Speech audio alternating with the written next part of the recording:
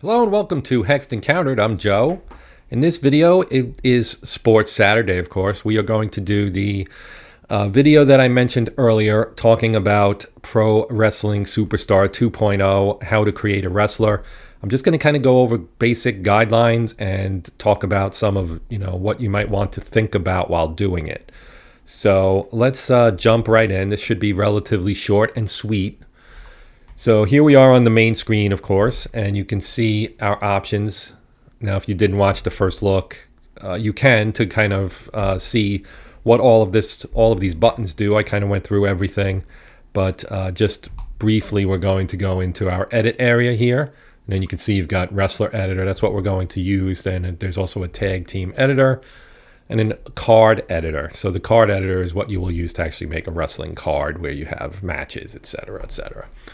So we're going to go into our Open Wrestling Editor. Now you can load an existing wrestler, but in this case, we're going to actually create a new one. So let's say we're going to create a fictional wrestler for my Figment sports universe in the 1950s. And so back then they didn't really have crazy names. The gimmick was a lot more straight, I guess, than it became later on. So let's just say we'll have we'll call him the Mad Scientist or something. Just something relatively basic, right? Okay, so now submission range. Okay, so you're going to provide a range that's going to be somewhere within a 2d6 roll. So this is what I wanted to talk about first in terms of what that 2d6 roll means. Now you need to be familiar with probabilities of the two dice, right? So you're rolling 2d6 and you're going to receive a result from 2 to 12, but the probabilities of each of those results are not the same. For example, the only way you get a 2 is you roll 2 1s, right? The only way you get a 12 is you roll 2 6s. So those are the two least likely results on a die roll. You have you have a 1 out of 36 chance because there's 36 possible combinations between the two six-sided dice. So you get a 2.78% chance of hitting that roll. Now, on the conversely, the most common result is a 7 because there are multiple ways. In fact, there are 6 combinations that will get you to a 7. And so that gives you a 16.67% chance. So a 7 is your most common die roll result when you're rolling two six-sided dice. Doesn't mean you're going to get it. It's still only a 16 2/3% chance. But it's going to be more likely than rolling a 4 or an 8 or a 12 even. So you just need to kind of keep that in mind.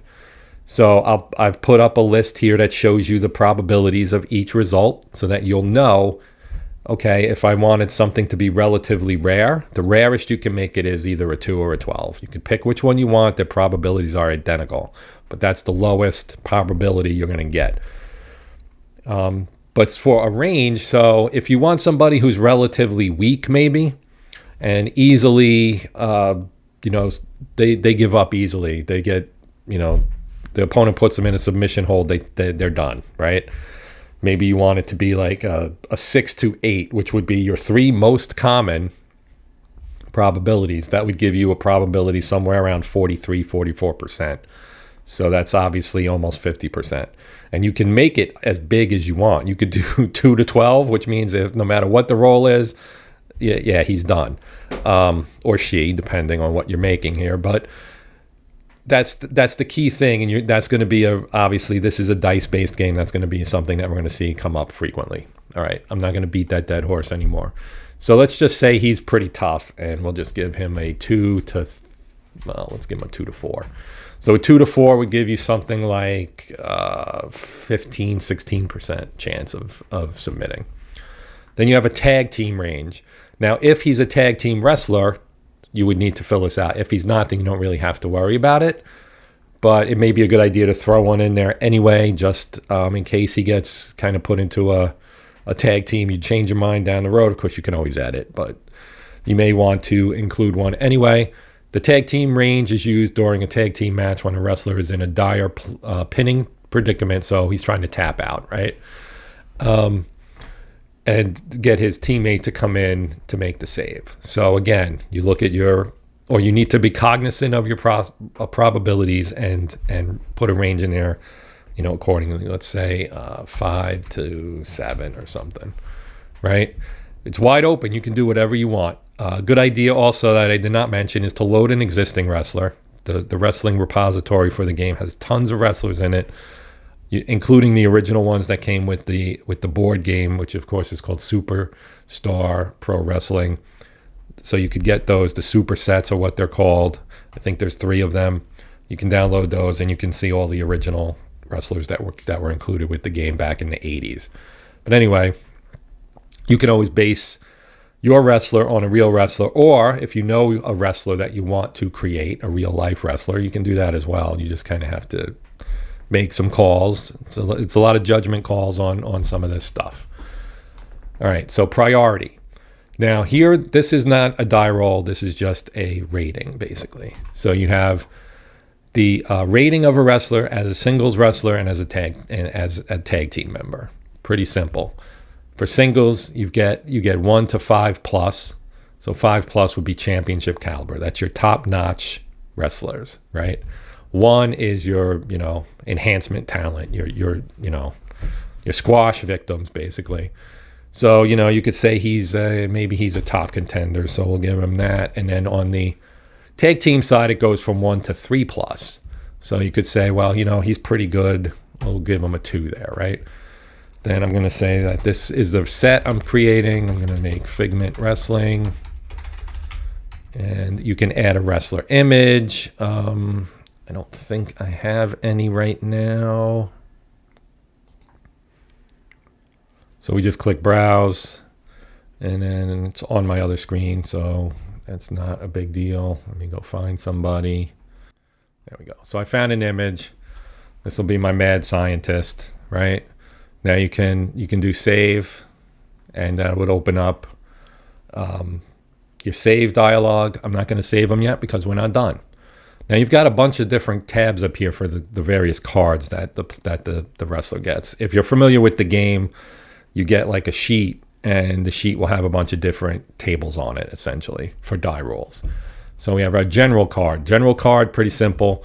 You use it at the beginning of each round. And when we talk about rounds, this isn't boxing or, like that. Rounds within the flow of the game. So each die roll set, each set of die rolls to reach a result for scoring for the 2 wrestlers is considered a round in the game.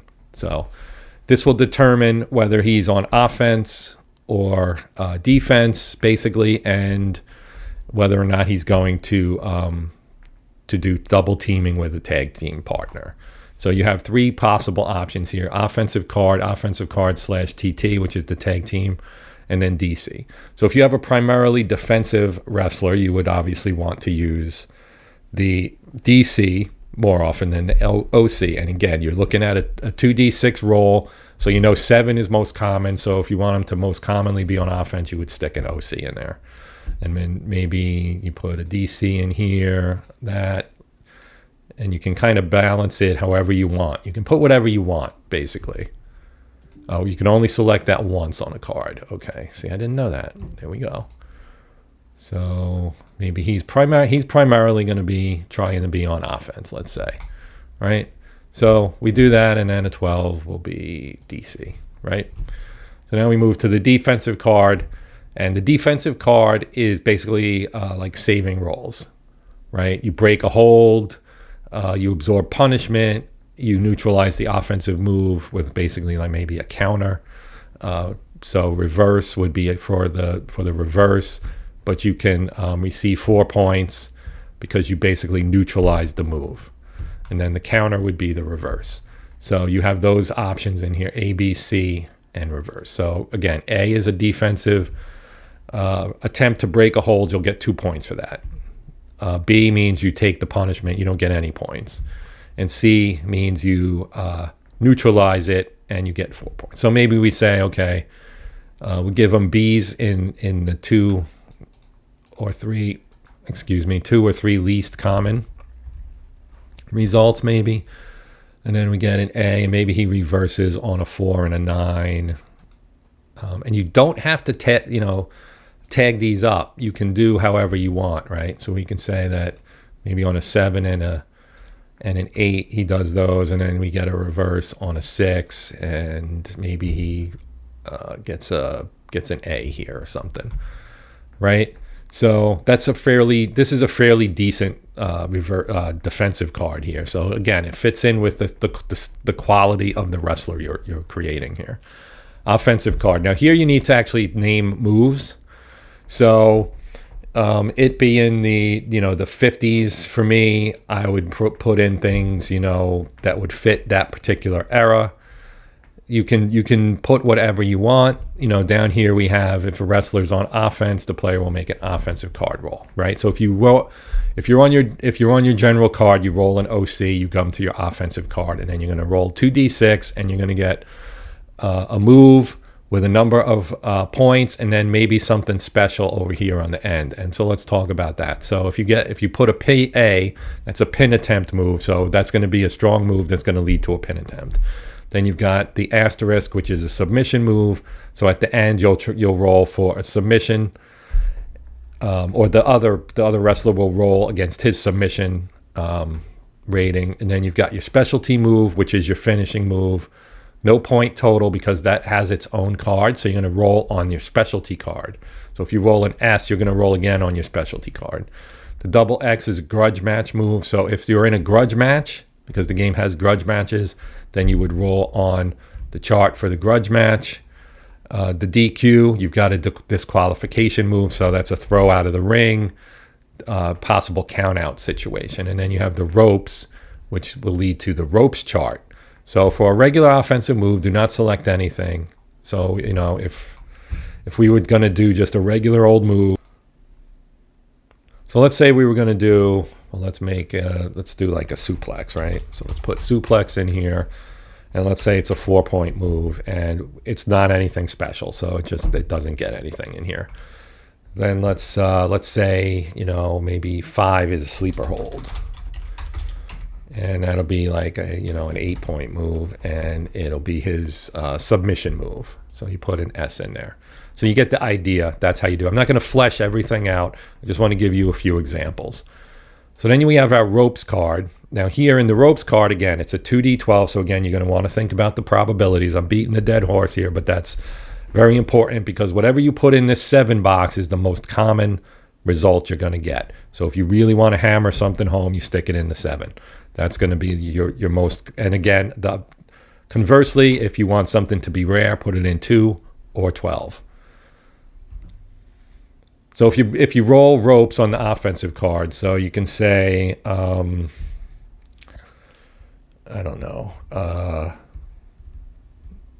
whatever. If you put a move in here that leads to something being on the ropes, right? So you could say maybe like a throw or something for 2 points, and it's a ropes.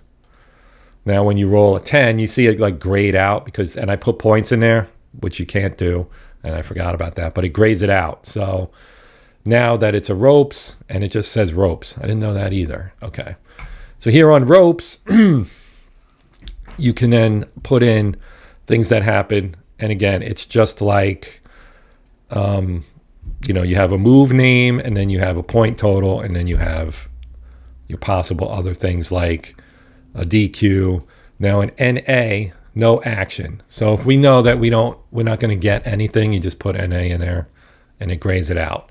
So you can have like 4 or 5 or 6 or however many you want NAs where there's nothing extra goes on there. It's just bad luck. The opponent you got the opponent on the ropes, but nothing happened. There was no points scored or whatever. You could put like, let's say a backbreaker. Whoops, that's not correct. Backbreaker maybe for 8. And you can follow that with a pin attempt or something like that. So you get the idea, right? And they have the same things. You're always going to have here your pin attempt, your submission, specialty move. So if it's a finisher, you can say the disappearing act or something maybe is the name of his finisher, and that's 8, and it leads to, it's an XX because Sorry, it's a submission move. Did I? Oh, because I called it that on his offensive card. That's why. So you use the same one. You get the same one.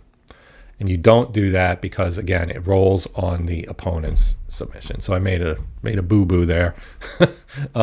Anyway, then on our specialty card, you see it says sleeper hold, right? So if the offensive player rolls a specialty move, the move followed by an S on their offensive card or the ropes card, the player will need to make a specialty card roll. The first column is the point total.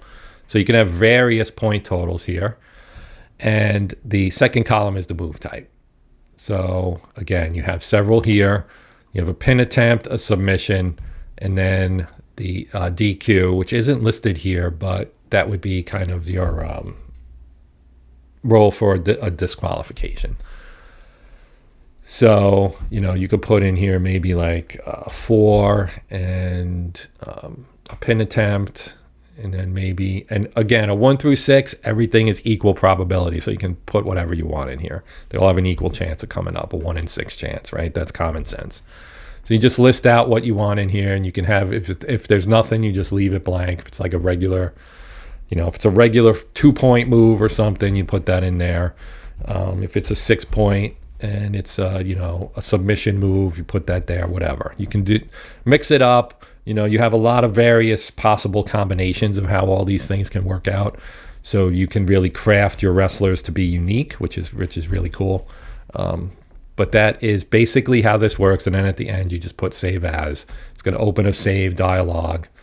Like here you see, here's our save dialog, and you can see Andre the Giant is here. And these are Python files.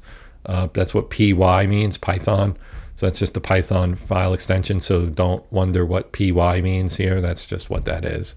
And you can see these are the guys that I have in here. So like Bruno Sammartino, Crusher, Dick the Bruiser, etc. These are the guys. I downloaded the AWA set, obviously. But then you have like Andre the Giant. So your guy would just go in here. And if you wanted to, indicate that, you could put I'll put like Fig and then Scientist or something, right? And hit enter and it saves them. Now, he has a lot of blanks, so this card would not be really all that useful to play with. So you would have to flesh it out and complete it. I just didn't want to do the whole thing because I didn't want this to turn into like a half-hour, 45-minute video. I wanted to keep it reasonably short. So that will do it for this particular video. I do thank you for watching. I hope it was useful. I know I had a couple bobbles there in terms of, missteps or whatever, which is typical for me. And my mind runs ahead of my mouth or my brain. No. See, there it goes. My mouth runs ahead of my brain sometimes. That's what I was trying to say. But I do appreciate you guys taking the time to watch. So if you have anything to say, questions, comments, etc., feel free to post them. I'll do my best to reply. If you enjoyed the video, please consider liking, sharing, and if you're not a subscriber, you might consider a subscription. That's always appreciated, as I always say. But regardless, I hope you'll come back and check out something else on the channel down the road. So for now, that's it. I'm Joe. This is the sports edition of Hexed Encountered. And until next time, as always, happy gaming.